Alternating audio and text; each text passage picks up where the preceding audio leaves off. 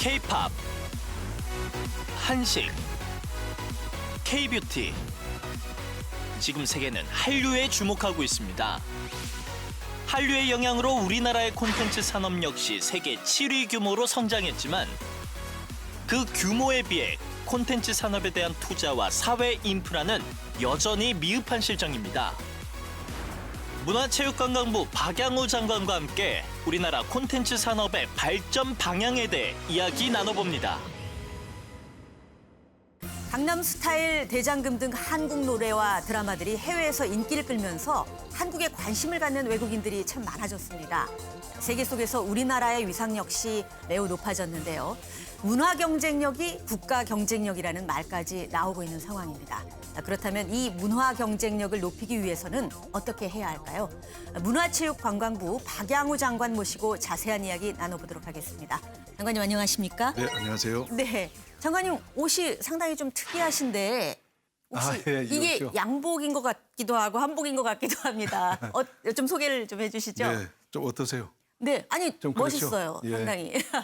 이거는 이제 생활한복인데요. 네, 생활한복 중에서도 좀 정장 스타일의 생활한복이라고 네. 할 수가 있습니다. 그러니까 저희 문화체육관광부에서 이제 한 스타일, 네. 한식, 뭐 한복, 한옥 여러 가지 네. 이제 전통 관련을 하는데 저희들이 한복 이제 주관도 설정을 하고 예. 많은 국민들이 좀 새로 바뀌어진 개량화된 네, 그런 한복을 즐겼으면 하는 그런 마음에서 네. 국무회의도 입고 가고 또 예. 국회도 공식 행사에도 많이 입고 예, 다니시는. 그렇습니다. 그렇게 입고 다니고 몇 벌 계시겠어요. 네. 네. 우리 장관님 이제 취임하신 지 한 200일이 조금 지났나요? 네, 거의 7개월이 다 되네요. 네. 어떻게 지내시나요, 요즘? 바쁘게 지내고 있습니다. 네. 지난 거의 한 7개월 동안 수없이 많은 문화예술, 네. 관광, 체육 현장을 다녔고요. 지금 문화의 달이니까 예. 여러 가지 문화 행사에 제가 참여를 하고 그다음에 또 광주에서 열린 한아세안 문화장관이 예. 끝나자마자 그 다음 날 네. 또 일본에서 열린 G20 관광장관이 그리고 이제 또 돌아와서는 바로 국회 또 내년도 예산을 위한 네. 이제 국회 예산결산위원회 등 그야말로 바쁘게 이렇게 지내고 있습니다. 네, 정말 눈꽃 뜰 새 없는 나날을 이제 보내고 계신데요. 이제부터 좀 본격적인 얘기 나눠보도록 하겠습니다. 네. 주로 이제 문체부에서 장관님께서 이력을 많이 쌓아 오셨잖아요. 지금 그렇습니다. 장관으로 복귀하시면서 11년 만에 문체부로 복귀를 하신 건가요? 그렇습니다. 소감이 남다를 것 같아요. 마치고 11년 1개월 만에 네, 친정이라고 할 수 있는 문화체육관광부에 이렇게 돌아왔습니다. 네, 실제로 문화체육관광부가 이제 전 정부에서 있었던 블랙리스트 그 후유증으로 굉장히 네. 힘든 시간을 가졌습니다. 그렇죠. 문화예술 하시는 분들한테도 죄송한 마음이 있고 네, 또 한편으로는 후배들인 또 공무원들한테도 함께하지 못해서 미안한 감도 있고 사실 그런 착잡한 마음도 있었습니다. 네. 벌써 이제 6개월이라는 시간이 흘렀는데요. 가장 이제 취임하신 이후에 가장 역점을 두셨던 사업은 어떤 거였습니까? 역시 침체에 있는 문화체육관광부 네, 그 분위기를 살리는 것이 굉장히 중요하고요. 왜냐하면 예. 이런 공무원들이 해야 되기 때문에 예. 그래서 조직의 안정 문제와 사기 진작 문제가 중요했고요.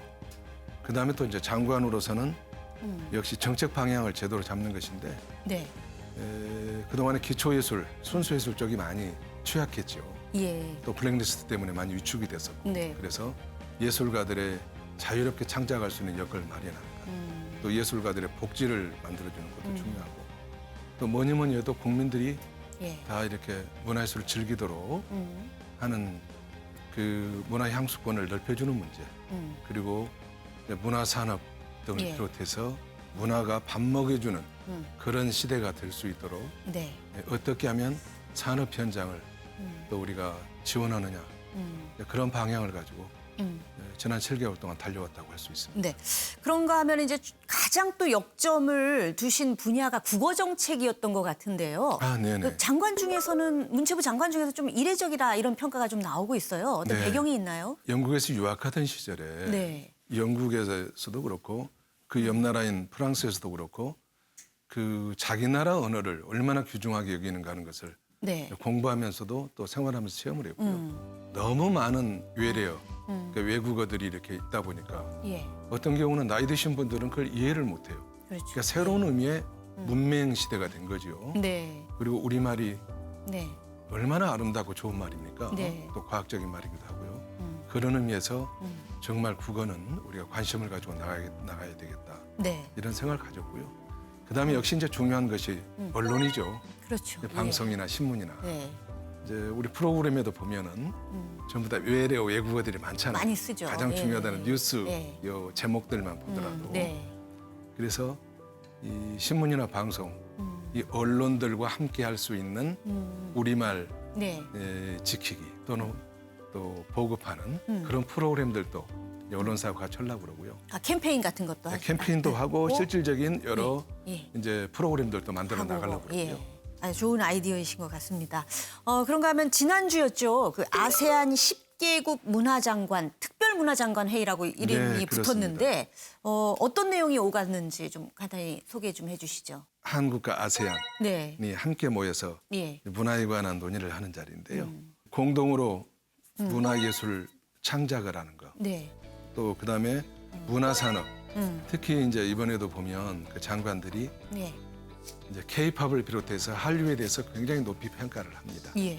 한국의 한류가 세계로 진출하는 것을 보고서 아시아의 문화가 세계로 진출할 수 있다. 그런 네. 측면에서 이제 우리 한류를 평가를 했는데 예. 그런 이제 문화산업 분야에 서로 교류하는 것, 그다음에 문화유산을 보존하고 네. 또 활용하는 것, 네. 그다음에 문화예술기관 간에 서로 협력하는 다양한 20개 정도의 항목에 대해서 예. 서로 합의를 했고요. 그것을 공동성명으로 네. 발표를 했습니다.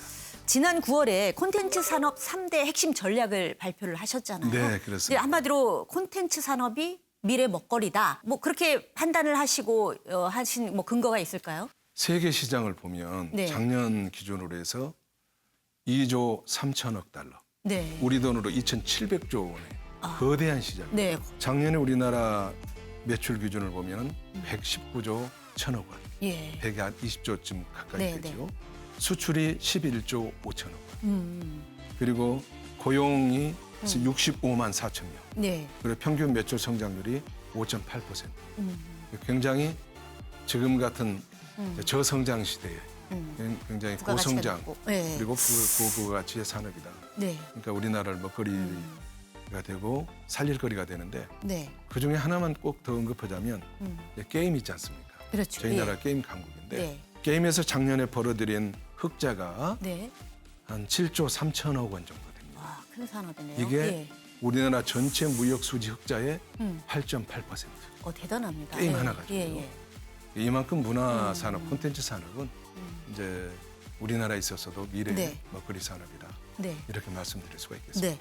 그래서 이제 혁신 전략 3대 중에서 이제 첫 번째 전략이 정책 금융을 확충해서 혁신 기업을 육성한다라는 네. 건데 이제 그 대표적인 거 하나가 모험 펀드라는 건데 네. 이게 어떤 분야에서 또 혜택을 받을 수 있는 겁니까?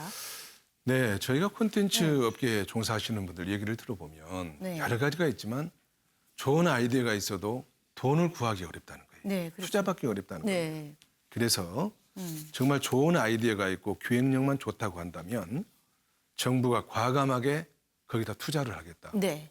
그래서 2022년까지 저희가 4,500억이죠. 모험 펀드가 규모가 4,500억 원 규모로 조성을 하겠다. 네. 그래서 정말 뭐 일반 은행에 가면은 담보 뭐 등등해서 좋은 아이디어가 있어도 힘들잖아요. 네. 그래서 좋은 아이디어, 기획력만 좋으면은 정부가 과감하게 투자를 하겠다 하는 그런 측면에서 모험 펀드를 이제 만들게 된 것입니다. 두 번째 혁신 전략은 선도형 실감 콘텐츠 육성인데요. 네. 이 이제 실감 콘텐츠 굉장히 좀 뭘까 이렇게 궁금하기도 한데 준비 중인 내용이 있다면 좀 구체적으로 소개를 좀 해주시죠. 사람과 사람이 아니지만 그야말로 인간의 오감, 뭐 이렇게 느끼고 뭐 맛보고 보고 하는 이런 예. 오감 예. 이것들을 거의 사람이 아닌 다른 세상에서 예. 체험할 수 있도록 만들어준 거 아니겠습니까? 어. 그러니까 예를 들자면 네. 박물관에 가면은 도자기 하나 이렇게 놓고 감상만 하라고 그러지 네. 직접 못 만지게 하잖아요. 그러죠. 그러나 앞으로 이제 VR이나 AR이나 이른바 MR 이런 네. 새로운 기술이 접목이 되면 직접 만져보면서 양감과 질감을 느낄 수가 네. 있고 또 한편으로는 그 당시의 도공들의 생활 모습을 네. 직접 지금은 아니지만 그 속에서 실제로 그 당시와 거의 같은 느낌을 느끼면서 그거를 이제 재현하는 것. 그게 바로 실감 콘텐츠 아니겠습니까? 네. 그래서 그런 기술과 콘텐츠를 접목시켜서 영화나 게임이나 음악이나 이런 여러 문화 분야에 만들어내겠다. 어떻게 보면 VR이나 AR 기술 개발하고도 좀 많이 연관이 밀접한 돼 관련이 있죠. 네. 앞으로 5세대 이동통신이나 네. 4차 산업혁명의 인공지능 이 모든 것들의 기술을 네. 문화하고 접목을 시켜서 일반 생활하는데 네. 또 살아가는데 네. 그다음에 문화예술 방면뿐만 아니라 사실 의료 여러 분야도 다 마찬가지일 거예요. 네. 거기에 좋은 콘텐츠를 만들어 주려고 하는 것이 실감 콘텐츠 정책이라고 할 수가 있습니다. 네. 세 번째 혁신 전략은 신한류로 연관 산업을 성장을 견인한다라는 전략인데요. 네. 한류면 한류지 또 웬 신한류인가 이런 궁금증이 일단 들고요. 네. 구체적으로 어떤 내용인지 좀 소개를 해주시죠. 한류는 이미 콘텐츠 산업으로서 세계적인 경쟁력이 있습니다. 그렇죠. 아까도 말씀드렸지만 네. 콘텐츠 산업 우리나라 119조였어요 작년에. 네. 문제는 그 한류로만 끝내는 것이 아니고 예. 한류를 통해서 수없이 많은 관광객들이 옵니다. 그다음에 우리나라의 수출 상품들, 화장품이나 네. 또는 가전제품 등을 비롯해서 특히 소비재들 네. 여기에는 한류의 영향이 크게는 80%, 네. 작게는 20%. 예. 이만큼 한류가 끌고 가는 측면이 있는 것이죠. 그래서 네. 어떤 행사를 하든 네. 또는 제품을 만들든 네. 홍보를 하든 한류와 연계시켜서 네. 그거를 뒷받침하겠다 하는 것이 바로 이번에 발표를 했던 이른바 신한류로 인한 네. 산업의 연관 산업의 성장 견인이다. 이렇게 말씀드릴 수가 있겠습니다. 근데 이제 일각에서는 아주 일각입니다만은 한류의 한계가 올 수 있다 이런 지적도 나오고 있는데 네. 장관께서는 한류의 미래를 어떻게 보시나요? 결론적으로 해서 굉장히 밝다 이렇게 말씀을 드릴 수가 있습니다. 예. 사실은 이제 1990년대 말에 한류가 처음 왔을 때 네. 중국에서 한류란 말을 처음 썼거든요. 중국 언론에서. 그때 거기에 나왔던 기사가 보면 한류는 외래 문화에 대한 호기심에서 잠깐 불다가 사라질 그런 바람이다. 한류가 한풍이 되겠지, 네. 바람이다. 예.